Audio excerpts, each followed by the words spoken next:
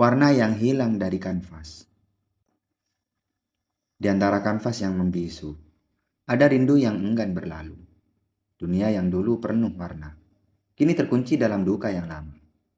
Namun, saat langkah kecil itu mengetuk pintu, membawa sebuah jepit usang di masa lalu, warna pun mulai menetes, segar dan ragu.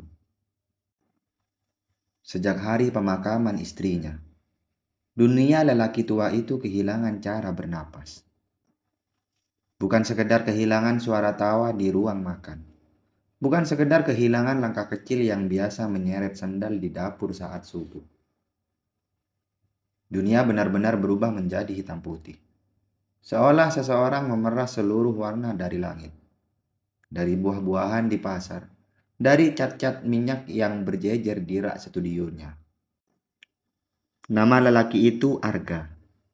Orang-orang kampung mengenalnya sebagai pelukis yang dulu bisa membuat matahari tampak lebih hangat daripada matahari sesungguhnya. Ia pernah melukis merah stroberi hingga anak-anak kecil menjilat bibir saat melihatnya. Ia pernah melukis biru langit begitu luas sampai burung-burung serasa ingin pindah ke dalam kanvas. Kini, stroberi di meja makannya hanya bulatan abu-abu pucat. Langit di atas rumahnya sekedar lembaran timah kusam. Mawar yang dikirim orang-orang saat pemakaman istrinya tampak seperti tumpukan kertas mati. Dokter berkata itu trauma. Tetangga berkata itu kutukan duka. Arga tak peduli nama apa yang diberikan orang-orang pada kesedihannya. Ia hanya tahu bahwa sejak tubuh Mira diturunkan ke tanah, warna ikut dikubur bersamanya. Mira adalah perempuan yang dulu selalu datang ke studio sambil membawa teh manis dan celoteh ringan. Ia bisa berdiri di belakang Arga, memandang lukisan setengah jadi lalu berkata, "Merahnya terlalu merah, coba beri sedikit rindu." Dan ajaib, Arga selalu mengerti. Mira tak pernah belajar seni, tapi ia tahu warna memiliki tabiat seperti manusia. Kuning bisa cemburu, hijau bisa sabar, biru kadang pendiam, putih sering berpura-pura suci. Sekarang, studio itu seperti makam kedua. Kanvas-kanvas kosong bersandar di dinding seperti batu nisan yang menunggu nama. Kuas-kuas mengeras di gelas bekas kopi. Cat-cat minyak mengering dalam tabung. Tak sempat disentuh. Di tengah ruangan, Arga duduk berjam-jam menatap lukisan terakhir yang gagal ia selesaikan. Potret Mira yang wajahnya masih separuh bayang-bayang. Ia tahu seharusnya bibir itu merah muda. Namun yang tampak hanya abu-abu muda. Ia tahu seharusnya rambut itu coklat berkilau. Namun yang tampak hanya abu-abu tua. Ia tahu seharusnya mata itu menyimpan warna yang tak punya nama. Namun yang tampak hanya lubang-lubang kelabu. Hari-hari berjalan pelan seperti kursi roda tua. Orang-orang masih mengetuk pintu, membawa makanan, membawa simpati, membawa kalimat-kalimat yang sudah usang dipakai semua pelayan. Waktu akan menyembuhkan. Mira pasti tenang di sana. Bapak harus ikhlas. Arga tak membuka pintu. Ia hanya duduk di studio, menunggu sesuatu yang tak ia mengerti. Lalu suatu sore, ketika hujan turun tanpa suara, pintu studio terbuka sedikit. Seorang anak perempuan masuk sambil memeluk boneka kelinci yang telinganya tinggal satu. Rambutnya berantakan, lututnya penuh lecet. Mata bulatnya terlalu berani untuk ukuran anak kecil. "Aku Suri," katanya, seolah sedang memperkenalkan diri pada raja. "Mama bilang Om Arga galak, jadi aku penasaran." Arga menatapnya lama. "Keluar!" Suri malah berjalan masuk, mengamati lukisan-lukisan di dinding. "Kenapa semuanya abu-abu?" tanya Suri. "Karena begitu," Arga menjawab dengan cuek. "Tapi pohon kan hijau." "Tidak, langit biru." Tidak, darah merah. Tidak. Suri menoleh, mengerutkan dahi. Om bohong. Arga merasa sesuatu di dadanya tersentak. Sudah lama tak ada yang berani menyebutnya bohong. Anak itu mendekati potret Mira yang belum selesai. Ini siapa? Tanya Mira sambil menunjuk lukisan itu. Tak penting, jawab Arga. Cantik, kata Suri polos. Tapi kenapa matanya sedih? Arga ingin marah, ingin mengusir, ingin mengunci studio selamanya. Namun kata-kata anak itu menancap lebih dalam dari yang ia duga. Karena ia ditinggal, jawab Arga akhirnya. Siapa? Tanya Suri dengan polos. Suaminya. Suri tertawa kecil. Kalau ditinggal suami, harusnya yang sedih suaminya.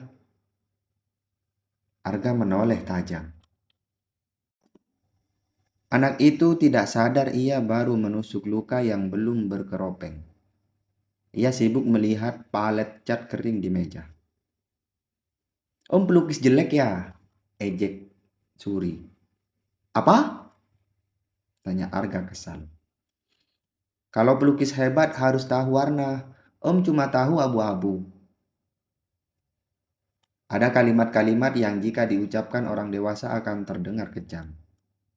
Dari mulut anak kecil, ia terdengar seperti hujan yang jujur. Arga berdiri. Kursinya berdecit. Pulang! Suri terdiam. Matanya berkedip. Tapi ia tidak menangis. Ia hanya mengangguk kecil. Lalu berjalan ke pintu. Di ambang pintu, ia berhenti. Kalau om kangen sama yang di lukisan itu, katanya pelan. Kenapa om tidak panggil? Arga menutup mata. Tenggorokannya panas. Pergi! Suri keluar. Studio kembali sunyi. Namun beberapa detik kemudian, anak itu berlari masuk lagi. Kali ini tanpa bicara. Ia meletakkan sesuatu di meja Arga. Lalu kabur sebelum sempat dimarahi. Arga mendengar langkah kecilnya menjauh. Ia menatap benda yang tertinggal. Sebuah jepit rambut tua berbentuk kupu-kupu. Tangannya gemetar saat mengambilnya. Ia mengenal retak kecil di sayap kiri plastik itu. Mengenal noda lem di bagian belakangnya. Mengenal benda itu lebih baik daripada mengenal wajahnya sendiri. Itu jepit rambut Mira. Bertahun-tahun lalu jepit itu hilang. Mira mencarinya sambil tertawa. Menuduh Arga mencurinya untuk dijadikan model lukisan. Arga menyimpannya diam-diam di saku jas saat itu. Berniat mengembalikannya nanti. Namun ia lupa. Jepit itu terselip di antara kotak-kotak tua. Lenyap bersama waktu. Mungkin tadi jatuh dari laci saat Suri mengobrak-abrik meja. Arga memegang jepit itu seperti memegang denyut nadi masa lalu. Lalu sesuatu terjadi. Sangat kecil, sangat tipis, namun nyata. Pada sayap kupu-kupu itu, muncul garis merah muda. Sehalus luka yang baru sadar dirinya berdarah. Arga menahan napas. Merah muda. Warna pertama setelah berbulan-bulan. Ia mengangkat kepala tergesa. Di luar jendela, hujan masih turun. Di sela daun mangga, setitik hijau menyala seperti bisikan. Di langit senja, abu-abu retak dan meneteskan biru. Arga menangis tanpa suara. Bukan karena warna kembali, melainkan karena ia akhirnya mengerti. Warna tidak ikut dikubur bersama Mira. Warna bersembunyi di tempat yang selama ini ia tutup rapat. Di ingatan, di benda-benda kecil, di kasih yang masih bekerja diam-diam. Ia menoleh ke potret Mira. Untuk pertama kalinya, ia melihat bibir itu berwarna. Tipis sekali, hampir tak tampak. Seperti seseorang yang sedang menahan senyum. Arga memegang jepit rambut itu erat-erat dan berbisik. Kau belum pergi. Tak ada jawaban. Hanya suara pintu depan terbuka. Lalu dari ruang tamu terdengar suara Suri berseru riang kepada ibunya. Ma, aku balikin punya nenek yang kemarin kutemukan di makam.